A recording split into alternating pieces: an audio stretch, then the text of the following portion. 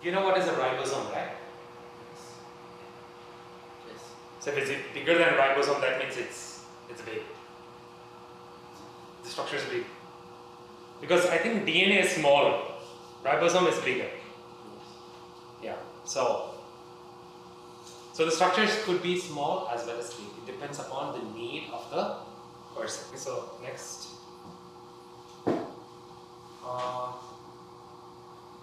I think first I'll play a video, but that video is a little bit long, okay?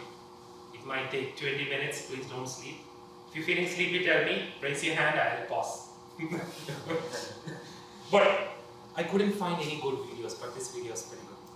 This is from... If you cannot finish the introduction, at least start with materials and methods. Because this, you will know it. You know the techniques. So what you do is, you start with materials and methods, then use end note. Write the procedure, put the reference. Or maybe PCR. Oh, we are using the PCR technique to amplify the DNA.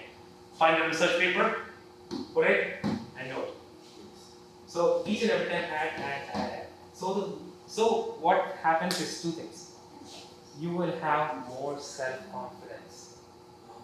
Yes, that you are completing the paper slowly. So you'll feel less stress. It's like, oh, I already completed 50%. I'm just waiting for my data. So you finish each and every time. And when you finish this technique, you got the result. Go to the result and put one heading. Maybe just imagine this is materials and methods. And then comes the result. Maybe just imagine this is PCR, okay? So you put PCR and analysis, something like this, a heading for this data. So you finish two things at one time. So the next technique is what? Maybe whole genome sequencing. Maybe. Then you put whole genome sequencing. Put the reference, how did you do the technique? And you know it will be there, reference will be here.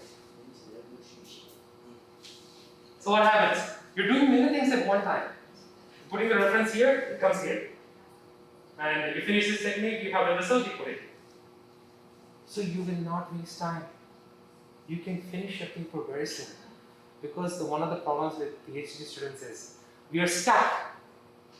We're waiting for data. Yes, you will get data, but it will take time. So don't waste time. When you have that free time, finish. How much paper you can finish.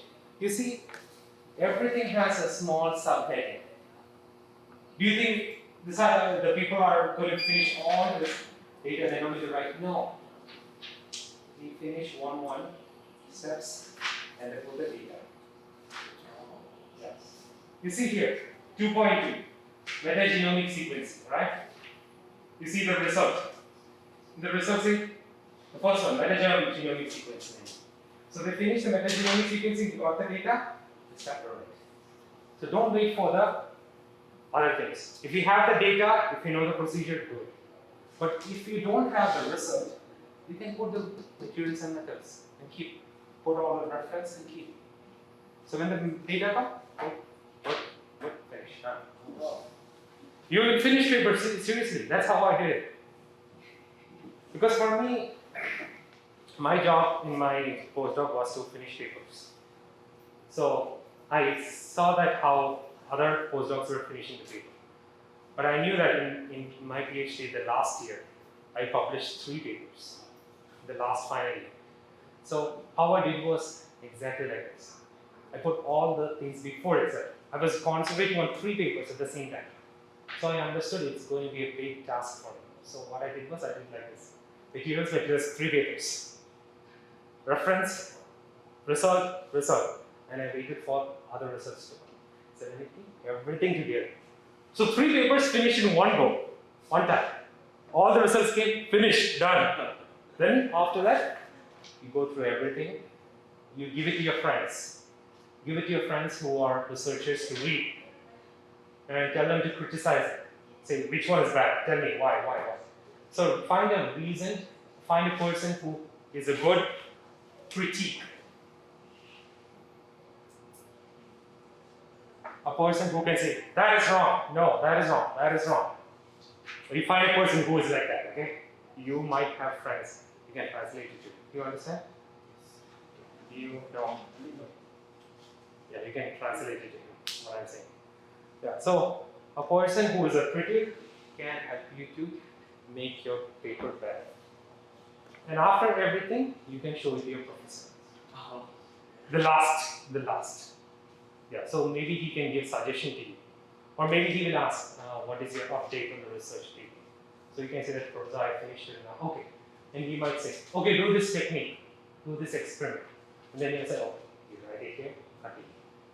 So you finish the paper. So you understood, right?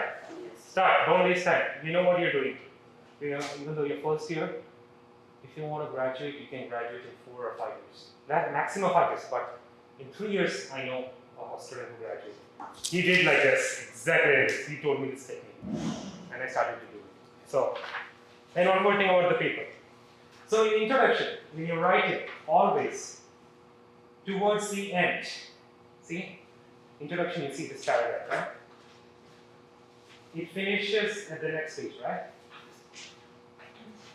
So you see 12 bacterial families have, right? You see that line? 12 bacteria. That is how you write introduction. Introduction is, first you write about the work. Okay, you first write about your work and give references where this work has been done before, and you can also explain what is happening now, in which part of the world this work is happening. Then you focus on your work. Towards the last, you see that last paragraph is actually the result. See?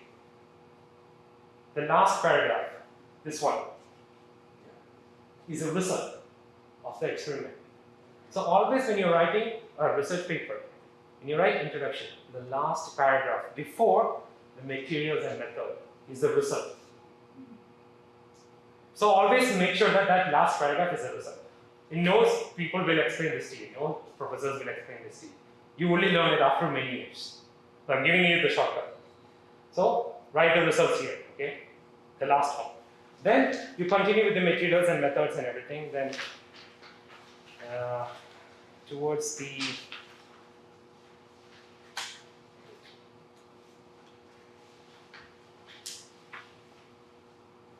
and one thing.